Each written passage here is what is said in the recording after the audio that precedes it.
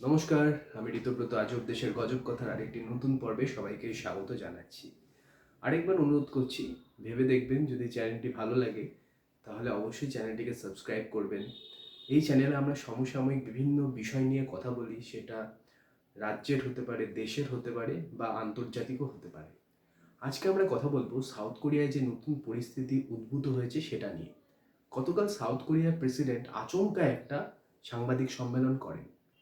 সেই সাংবাদিক সম্মেলন থেকে তিনি ঘোষণা করেন যে এই মুহূর্ত থেকে সাউথ কোরিয়ায় ইমার্জেন্সি লাগু হলো, অর্থাৎ মার্শাল ল জারি করা হলো। সাথে সাথেই আমরা দেখি সাউথ কোরিয়ায় রাস্তায় মিলিটারি নেমে যায়, মিলিটারি পার্লামেন্টে ঢুকে যায়, ট্যাঙ্ক দেখা যায় রাস্তায়, এবং এই ছবিগুলো ভাইরাল হয়, আপনারাও নিশ্চয়ই দেখেছেন। প্রেসিডেন্ট এই ইমার্জেন্সি লাগুর যুক্তি হিসেবে যেটা বলেছেন সেটা হচ্ছে যে মূল অপোজিশন, সেখানে ডেমোক্রেটিক পার্টি, তারা নাকি নর্থ কোরিয়ার সাথে হাত মিলিয়েছে এবং নর্থ কোরিয়ার সাথে হাত মিলিয়ে তারা নাকি সাউথ কোরিয়ার যে ফ্রিডম সেটাকে নষ্ট করে দিতে চাইছে, নর্থ কোরিয়ার মতো একটা দেশ বানাতে চাইছে। সুতরাং এদেরকে যতক্ষণ না পর্যন্ত উচিত শিক্ষা দেওয়া যাবে ততক্ষণ পর্যন্ত নাকি এই ইমার্জেন্সি লাগু থাকবে, এবং সেই মতোই কাজ শুরু হয়, অ্যাকশন শুরু হয়। যদিও যারা জিও পলিটিক্স নিয়ে আলোচনা করেন তারা বলেন যে এর পিছনে একটা অন্য ইকুয়েশন রয়েছে। ইকুয়েশনটা কি? রাশিয়া ইউক্রেনের যুদ্ধ হচ্ছে, আমরা জানি অনেক দিন ধরে চলছে। তো রাশিয়াকে নর্থ কোরিয়া সৈন্য সাপ্লাই করছে। এখন নর্থ কোরিয়ার সাথে সাউথ কোরিয়ার সম্পর্ক খুব খারাপ, একটা আকচি তাদের মধ্যে লেগেই থাকে, অনেকটা ভারত পাকিস্তানের মতো। এবারে আমেরিকার সাথে আবার সাউথ কোরিয়ার সম্পর্ক খুব ভালো। আমেরিকা সাউথ কোরিয়া মিলে নাকি প্ল্যান করেছে যাতে করে সাউথ কোরিয়ায় এরকম একটা এসকালেশন হয় যাতে করে নর্থ কোরিয়া টেনশনে থাকে এবং নর্থ কোরিয়া সারাক্ষণ এনগেজ থাকে। যেই মুহূর্তে নর্থ কোরিয়া জানবে যে সাউথ কোরিয়ায় মার্শাল ল জারি করা হয়েছে, সেই মুহূর্ত থেকেই তারা ভাববে তার মানে সাউথ কোরিয়া কিন্তু তাদেরকেও আক্রমণ করতে পারে বা একটা কিছু প্ল্যান করছে। এই জন্য নর্থ কোরিয়া হয়তো তাদের যে মিলিটারি সেটা রিজার্ভ রাখবে সাউথ কোরিয়ার জন্য, সেটা রাশিয়ায় পাঠাবে না। এই ইকুয়েশনটাও কাজ করতে পারে এমন সিদ্ধান্তের পেছনে, এটাই তারা মনে করছেন। কিন্তু যাবতীয় এই হিসেব নিকেশ সব কিছুই শেষ পর্যন্ত ব্যর্থতায় পর্যবসিত হয়, কারণ 6 ঘন্টা বাদেই এই যে ইমার্জেন্সি লাগু হয়েছিল, এই যে মার্শাল ল লাগু হয়েছিল, সেটা উইথড্র করে নেন প্রেসিডেন্ট। তার কারণ তার সংখ্যাগরিষ্ঠতা ছিল না। ন্যাশনাল অ্যাসেম্বলিতে 300টি সিট আছে, যার মধ্যে 172টি সিট কিন্তু যারা ওখানে প্রিন্সিপাল অপোজিশন, অর্থাৎ যাদের বিরুদ্ধে তিনি অভিযোগ করেছিলেন, সেই ডেমোক্রেটিক প্রার্থী।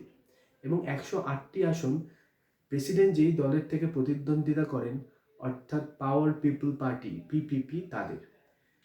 আসলে কি হয়েছিল, প্রেসিডেন্সিয়াল ইলেকশনে তিনি জিতেছিলেন কিন্তু লেজিসলেটিভ ইলেকশনে কিন্তু ডেমোক্র্যাটরা বেশি সিট পেয়েছিল সাউথ কোরিয়ায়। সেজন্য তারা ইমপিচমেন্ট প্রস্তাব আনে। ইমপিচমেন্ট করতে গেলে 300টি আসনের মধ্যে 2/3 পেতে হবে, এবং সেক্ষেত্রে 172টা তাদের নিজেদেরই রয়েছে। তার সাথে সাথে কিছু ছোটো মোটো পার্টি মিলে 190টা হয়ে যায়। এবং কাকতালীয়ভাবে দেখা যায় যে পার্টির প্রতিদ্বন্দ্বিতা করেন প্রেসিডেন্ট, সেই পার্টিরও 10টা ভোট তার ইমপিচমেন্টের পক্ষে চলে গেছে। অর্থাৎ এখন যা পরিস্থিতি, এই যে তিনি মার্শাল ল জারি করলেন, তার কিন্তু ফল ভোগ করতে হবে তাকে। তাকে হয়তো ইমপিচ করা হবে, প্রেসিডেন্ট থেকে হয়তো তাকে অব্যাহতি দেওয়া হবে বা প্রেসিডেন্টশিপ থেকে তাকে সরিয়ে দেওয়া হবে। ইমপিচমেন্ট যদি ন্যাশনাল অ্যাসেম্বলি যদি ইমপিচমেন্ট প্রস্তাব আনে, তবে কিন্তু সাউথ কোরিয়ার যে কনস্টিটিউশন সেই অনুযায়ী 2/3 যদি টোটাল আসনের পায়, 300টির যদি 2/3 পায়, তাহলে কিন্তু সেই ইমপিচমেন্ট প্রস্তাব গ্র্যান্টেড হবে এবং তাকে দায়িত্ব ছাড়তে হবে। সেক্ষেত্রে বর্তমান যে প্রধানমন্ত্রী তিনি হয়তো রাষ্ট্রপতি হতে পারেন। এখনও তার মেয়াদ ছিল, 3 বছরের মধ্যে এখনও তার মেয়াদ ছিল, কিন্তু এই কারণটি বশত মনে হয় তিনি তার ফুল টার্ম সার্ভ করতে পারবেন না। এতটুকু পর্যন্ত খবর আমরা পেয়েছি। এরপর যদি কিছু পাওয়া যায় অবশ্যই এই চ্যানেলে আবার আরেকটি পর্ব করা হবে। তো এই যে জিও পলিটিক্স, এখানে কিন্তু গত কয়েকদিন ধরেই বা বিগত কয়েক বছর ধরেই একটা টেনশন ওঠানামা ক্রমাগত আমরা দেখতে পাচ্ছি।